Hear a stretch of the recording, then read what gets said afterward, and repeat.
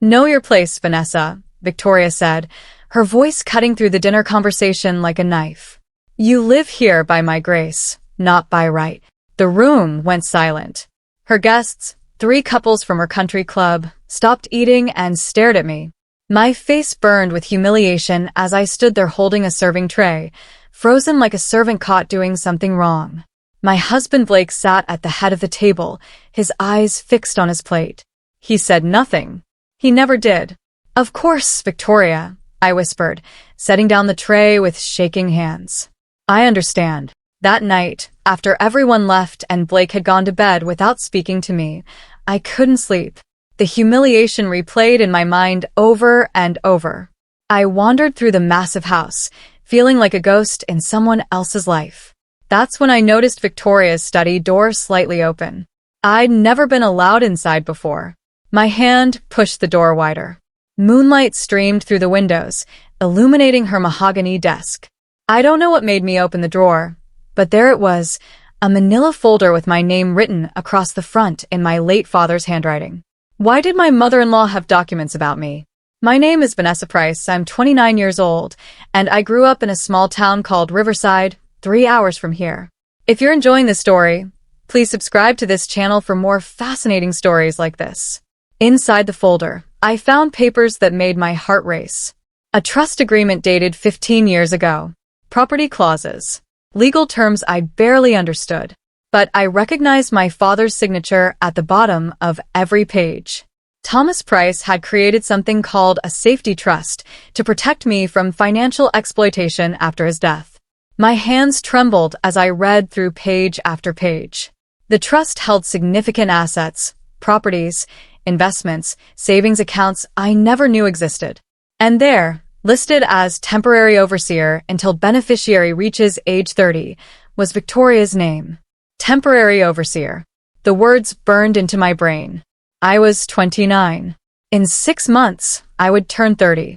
In 6 months, according to these documents, control of everything should transfer to me automatically. I pulled out my phone and took pictures of every single page, my heart pounding so loud I feared someone might hear it. Why had no one ever told me about this? Why had Victoria kept this hidden? I sat on the bathroom floor that night, looking through the photos on my phone. A horrible realization crept over me like poison. I had married Blake 3 years ago, just 2 months after my father's sudden death. Victoria had been so welcoming then, so kind and supportive during my grief. She had introduced me to Blake at a charity dinner. You two would be perfect together, she had said, her smile warm and motherly. Blake had been charming, attentive, everything I needed during that dark time. We married quickly, too quickly, everyone said, but I thought it was romantic. Now I saw it differently. The timeline felt deliberate, calculated. My father died. Victoria appeared in my life. I married her son. I moved into her house. I slowly lost my independence, my friends, my job. She insisted I didn't need to work, that Blake would provide everything. I had felt grateful then. Now I felt manipulated. I scrolled through old photos on my phone, pictures from our wedding, our honeymoon, family gatherings. Blake was in every photo, but looking at them now, his smile seemed false. His eyes looked past me, never quite at me. Did my husband know about the trust? Had he been part of this plan from the beginning? The next morning I made a decision. I would pretend nothing had happened. I couldn't let Victoria know I had found the documents. Not yet. Not until I understood what I was dealing with. At breakfast, I was quieter than usual. Are you feeling well, dear? Victoria asked, though her tone suggested she didn't actually care. Just tired, I mumbled, keeping my eyes down. Perhaps you should rest more. You look exhausted, she said, exchanging a glance with Blake. Over the following weeks, I became even smaller. I stopped voicing opinions during dinner. I stopped suggesting activities. I let Victoria make every decision, from what I wore to what I ate. I watched as she grew bolder, her criticisms sharper, her demands more unreasonable. Blake noticed the change too, but not in the way I hoped. He became colder, more distant. Some nights, he didn't come to bed at all, claiming he had work to finish in his office. You've changed, he said one evening, his voice flat and emotionless. Have I? I asked quietly. You used to have a backbone, he said, shaking his head. Now you're just pathetic. They thought I was broken. They had no idea I was planning. 3 weeks after finding the documents, I was at the grocery store when I bumped my cart into an elderly man examining cereal boxes. I'm so sorry, I said, helping him steady his basket. No harm done, he replied with a kind smile. He looked at me more closely. You look familiar. Do I know you? I don't think so, I said, though something about his face seemed familiar too. Wait, are you Thomas Price's daughter? He asked suddenly. You have his eyes. My breath caught. Yes. Yes, I am. Did you know my father? Howard Bennett, he said, extending his hand. I was an estate lawyer. I worked with your father years ago on some financial planning. I retired 5 years back, but I remember him well. Good man. I was sorry to hear about his passing. My mind raced. This couldn't be a coincidence. Mr. Bennett, could I ask you some questions? About estate planning? Just general questions. He studied my face carefully, and I saw recognition dawn in his eyes. Why don't we grab coffee? There's a cafe across the street. He recognized my name, and somehow I knew he could help me. We sat in a quiet corner of the cafe, steam rising from our cups. I had to be careful. I couldn't reveal too much, but I needed information. Mr. Bennett, if someone created a trust to protect their child, how would that work? I asked, keeping my voice casual. He leaned back, watching me carefully. Well, typically a parent might create what's called a safety trust. It protects assets from exploitation, especially if the child is young or vulnerable when the parent passes away. And who controls it? Usually there's an overseer or trustee until the beneficiary reaches a certain age. Then control transfers automatically. He paused. Vanessa, I worked on your father's estate planning. I know he created such a trust for you. My coffee cup rattled as I set it down. You know about it? I helped draft the original documents, he said gently. The trust was supposed to transfer to you at age 30. That's in. He calculated quickly. About 6 months from now? Why didn't anyone tell me? I whispered. Because someone didn't want you to know, he said, his expression grave. Your father created that trust specifically to protect you from financial exploitation.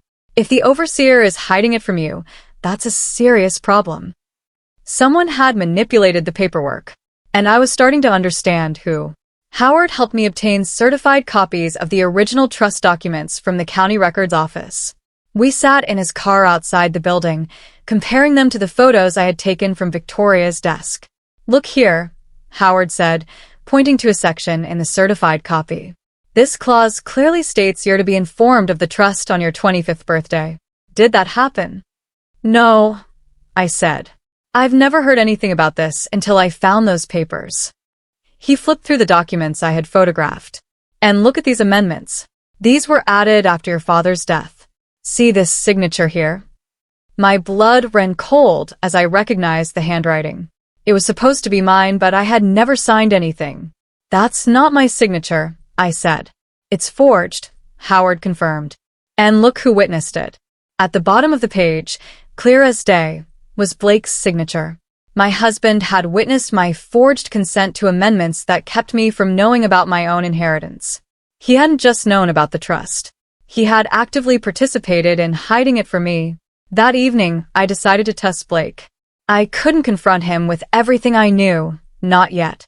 But I needed to see how easily he would lie to me. Blake, can I ask you something? I said as he sat in his office, supposedly working on his laptop. What? He asked without looking up. Did my father leave me anything? I've been thinking about him lately, and I realized I never saw a will or anything after he died. His fingers stopped moving on the keyboard, just for a second, but I noticed. No, I don't think so. Why? I just wondered. He worked so hard his whole life. I thought maybe he'd left something for me. Blake's jaw tightened. Your father died with debts, Vanessa. There was nothing to leave. My mother helped settle his affairs. You should be grateful she did that for you. Every word was a lie. I watched him say it with a straight face, without hesitation, without guilt. This was the man I had married. The man I had trusted with my life, my future, everything. Of course, I said quietly. Thank you for telling me. As I left his office, I heard him make a phone call. Mother, we need to talk. Vanessa asked about the trust. He was hiding something much bigger than I had imagined. Howard made some calls to contacts who still worked in estate law. What they discovered made my stomach turn.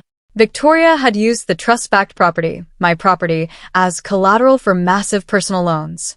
Over the past 3 years, she had borrowed nearly $2 million against assets that weren't even hers to use.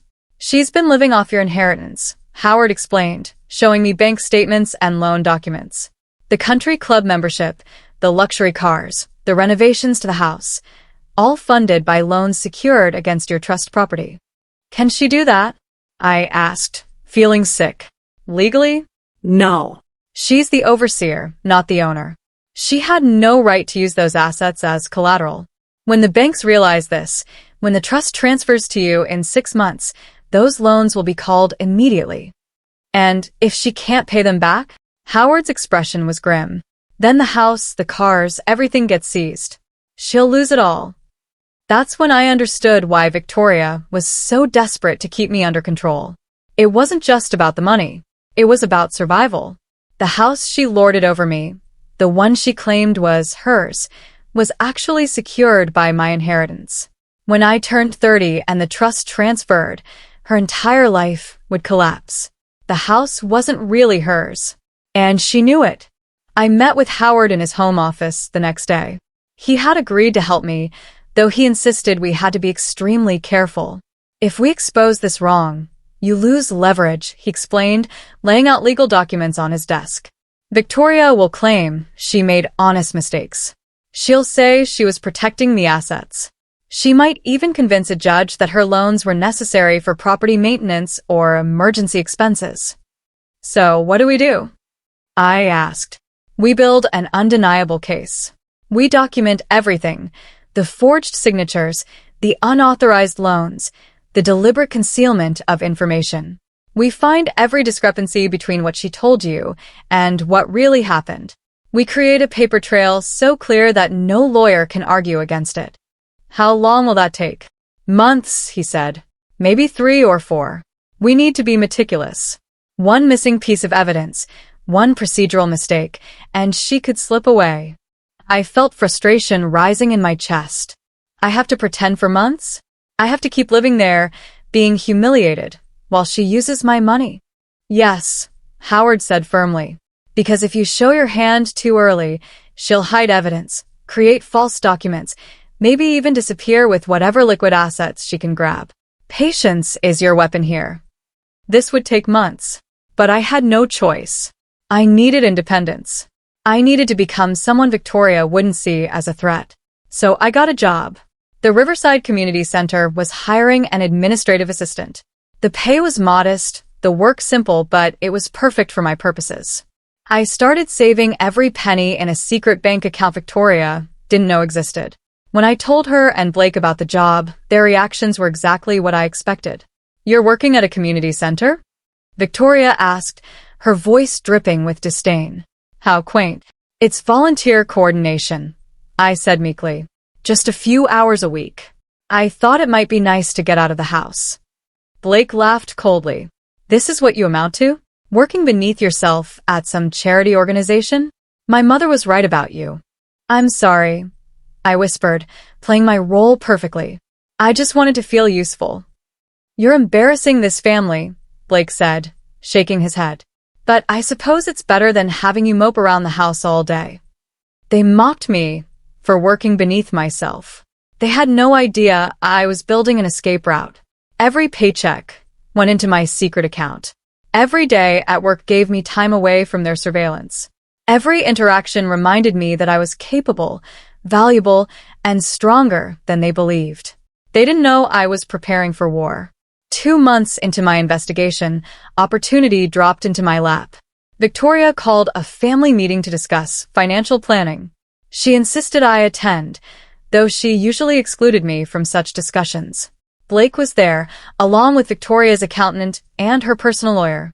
They sat around the dining room table, discussing property management and investment strategies. I sat quietly in the corner, supposedly taking notes as requested, but actually recording everything on my phone. The trust situation has become complicated, Victoria's lawyer said. We need to address the amendments before the beneficiary reaches 30. Can't we just extend my oversight? Victoria asked. Vanessa clearly isn't capable of managing these assets herself. That would require her consent, the lawyer replied. She'll give it, Victoria said confidently. She barely understands any of this. I'll have her sign whatever we need. And if she asks questions? The accountant asked. Victoria smiled coldly. She won't. I've made sure she knows her place in this house. My hands trembled as I held my phone under the table, capturing every word. What Victoria didn't know was that Howard was listening too. I had called him before the meeting started, leaving my phone connected to his number. He heard everything. She had walked into her own trap, and I had the recording to prove it. A week later, Victoria's carefully constructed world began to crack. The banks that had given her loans started asking questions.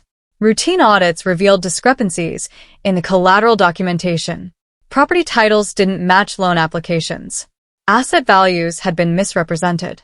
I watched her panic unfold from my position of carefully maintained invisibility. She spent hours on the phone, her voice growing more shrill with each conversation.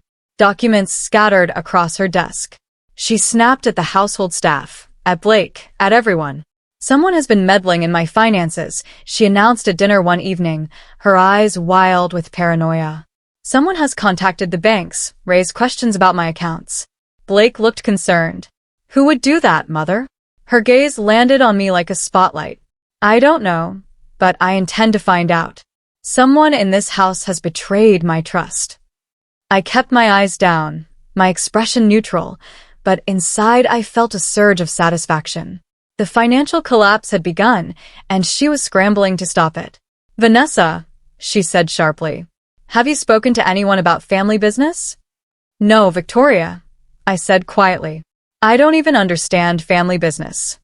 She studied me for a long moment, then dismissed me with a wave of her hand. Get out of my sight. She thought I had sabotaged her.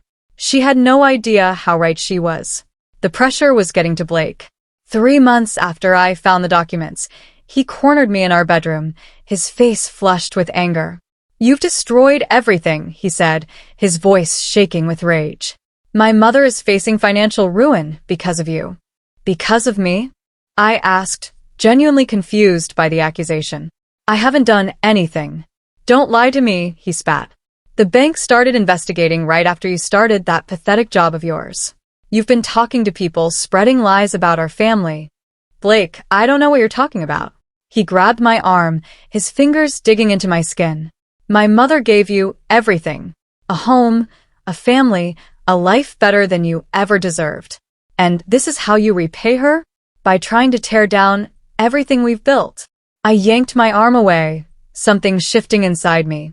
Everything you've built with my money? His face went pale. What did you say? Nothing, I said, realizing I had revealed too much. Nothing, Blake. I'm sorry. I'm confused, but the damage was done. He knew that I knew something. His next words confirmed my worst fears. If you think you're going to leave this marriage with anything, you're wrong, he said coldly. I'll make sure you're left with nothing. Nothing, Vanessa. Do you understand? What Blake didn't know was that I had already left him. At least legally, I had. 2 weeks earlier, while Blake thought I was at work, I had met with a divorce attorney named Patricia Williams. Howard had recommended her, someone who specialized in cases involving financial abuse and fraud. I need to protect myself, I had explained, showing her the documents, the recordings, everything I had gathered. Patricia had listened carefully, taking notes. You need to file for legal separation immediately. Not divorce yet, that comes later. Right now, we need to establish that you're ending the marriage and that your assets should be protected from any debts or legal actions involving your husband or his mother. Can we do it without him knowing? We can file quietly, she said. He'll be served with papers eventually, but we can time it strategically. The goal is to make sure that when everything comes out, you're legally separated from their financial mess. I had signed the papers that afternoon. Legal separation. Asset protection orders. A formal statement that I had not consented to any use of my trust property for personal loans or investments. The court papers were filed. They were coming. Blake just didn't know it yet. And when he found out, it would be too late for him to do anything about it. Victoria decided to take control of the situation in her typical fashion by gathering the family to shame me into submission. She invited Blake's 2 brothers, their wives, her sister, and several cousins I had met only once or twice. 20 people crowded into the formal living room, all looking at me with varying degrees of confusion and suspicion. "Thank you all for coming," Victoria began, standing at the front of the room like a prosecutor. "I've called this meeting because we have a serious family matter to address. Vanessa has been making accusations, spreading lies, and attempting to destroy this family's reputation." I sat calmly on a chair in the corner, my hands folded in my lap. I had dressed simply, in a plain gray dress that made me look small and unthreatening. "Vanessa has suggested that I've somehow mishandled her father's estate," Victoria continued, her voice rising with indignation. "She's implied that I've stolen from her, that I've manipulated her marriage to Blake, and that I've somehow acted improperly as the overseer of her father's trust." Murmurs rippled through the room. Blake stood beside his mother, his arms crossed, glaring at me. "I want everyone here to witness the truth," Victoria said.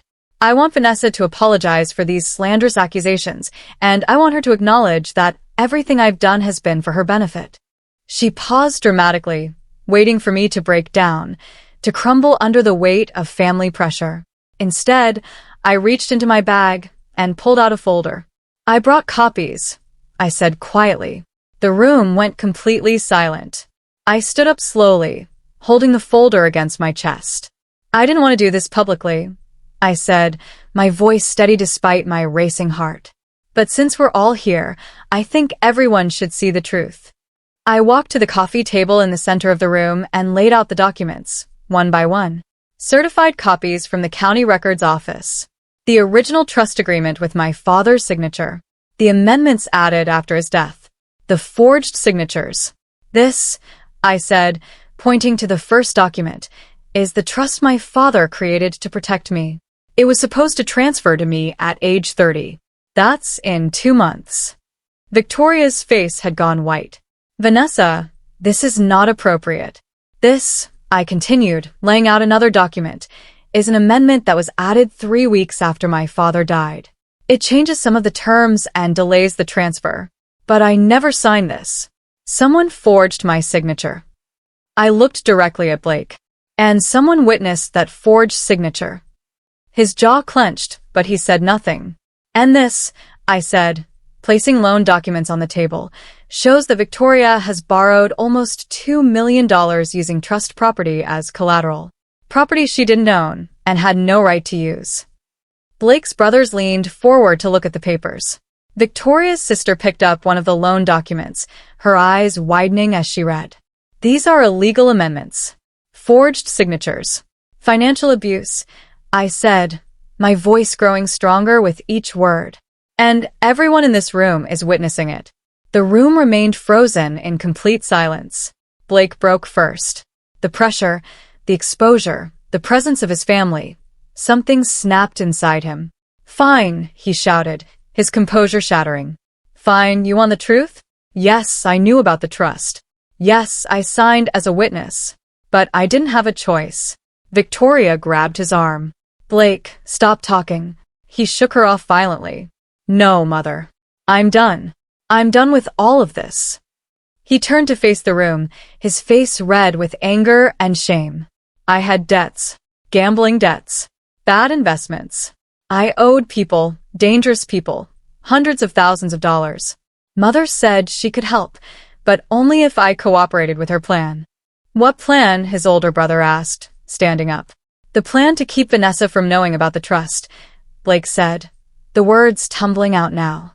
"Mother knew that if Vanessa found out about the money, she might leave me. She might claim her inheritance, and I'd lose access to it. So Mother suggested I marry Vanessa quickly, before she could learn the truth. Then we'd keep her controlled, dependent, so she wouldn't ask questions. His younger brother stared at him in horror. You married her for her money? I went along with it to pay off my debts, Blake said, his voice breaking. Mother used the trust money to clear what I owed.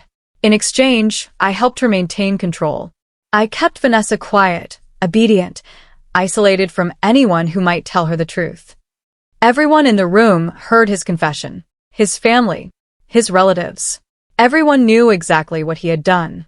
The next day, I filed the lawsuit, not just for control of the trust, but for damages for fraud, for years of financial abuse. Howard stood beside me at the courthouse as I signed the papers, his hand on my shoulder for support. Are you ready for this? He asked gently. Once this is public, there's no going back. I'm ready, I said. I've been ready for months. The lawsuit made the local news. Woman sues mother-in-law for trust fraud, read the headline. Victoria's name, associated with country clubs and charity galas, was now linked to words like embezzlement and forgery. Within hours, Victoria hired a team of aggressive attorneys, the kind who wore expensive suits and carried leather briefcases and specialized in making problems disappear. They filed motions to dismiss, challenged the authenticity of my documents, and argued that I had waited too long to contest the trust arrangements. They're good, Patricia warned me. They're going to make this ugly. Let them try, I said. But privately, I was terrified. These weren't local lawyers filing routine paperwork. These were professionals who knew how to exploit every loophole, every technicality, every weakness in a case. And they were being paid with my money. 3 weeks into the legal battle, Victoria's lawyers found something I had missed.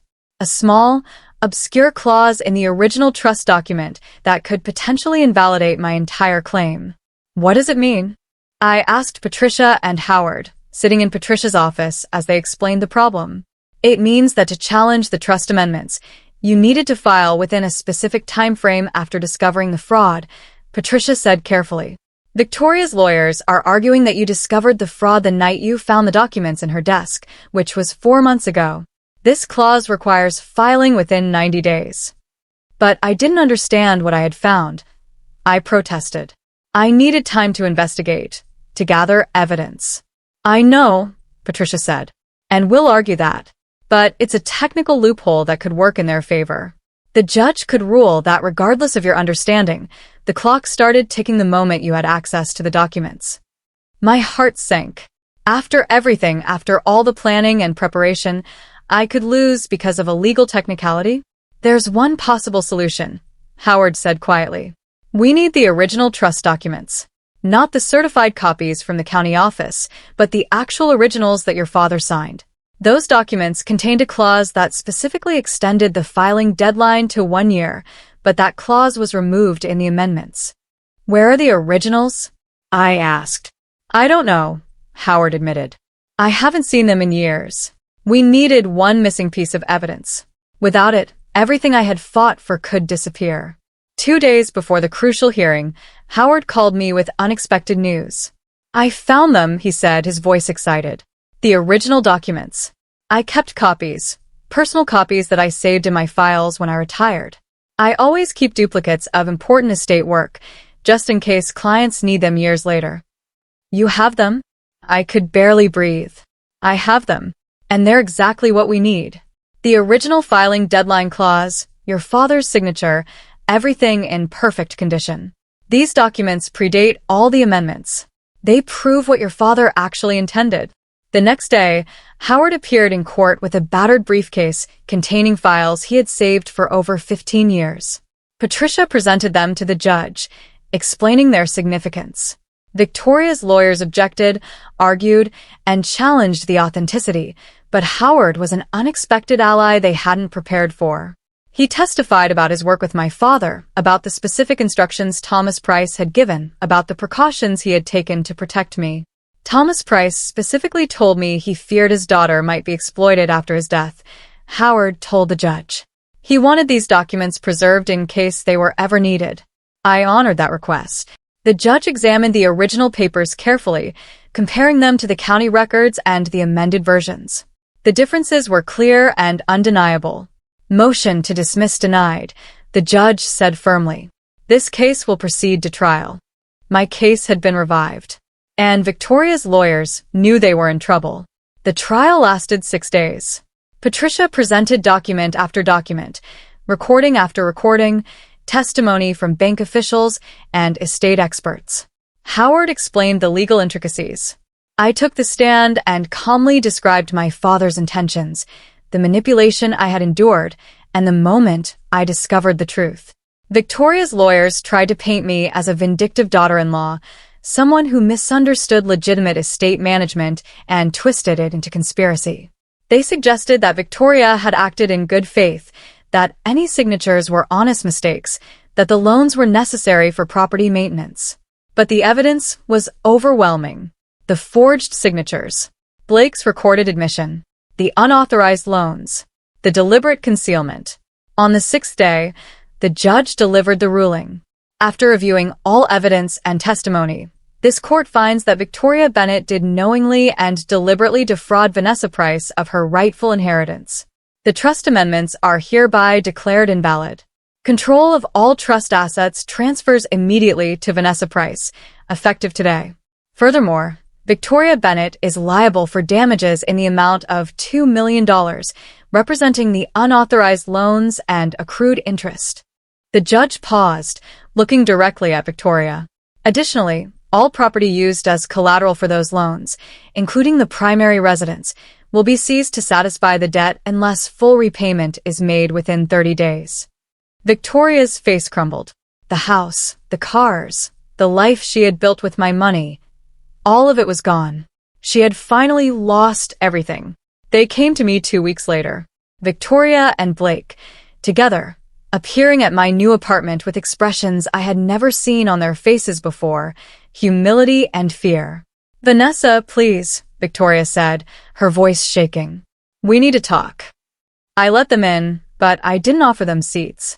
They stood awkwardly in my small living room, so different from the mansion they had once lorded over me. "We know we hurt you," Blake began. "We know we were wrong. But please, you have to help us. Mother is losing the house. I'm facing bankruptcy. We have nowhere to go." "You want money," I said flatly. "We want mercy," Victoria whispered. "We want a chance to make things right.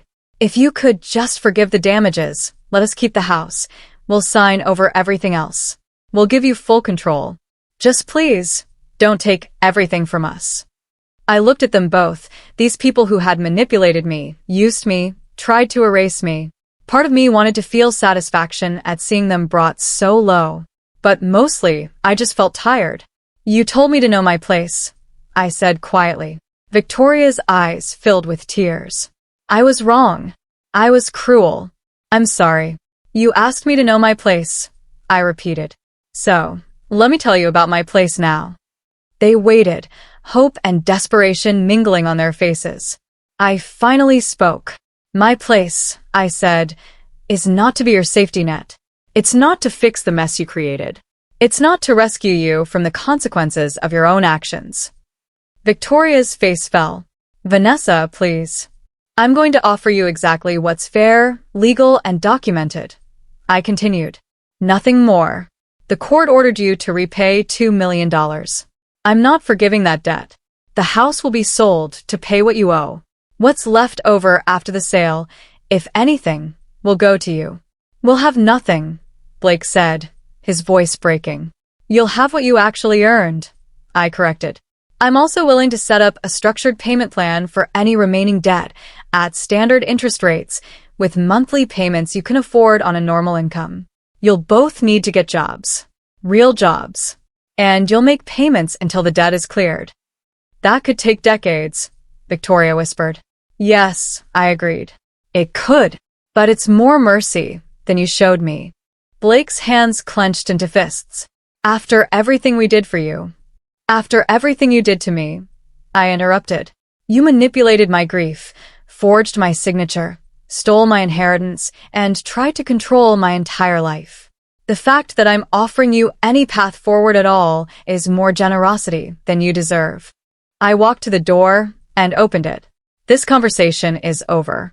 My lawyer will contact you with the details of the payment plan. If you accept it, we'll move forward. If you don't, I'll pursue full legal collection through every means available. They stood there, realizing that their begging had failed, that their manipulation no longer worked. They finally understood it was truly over.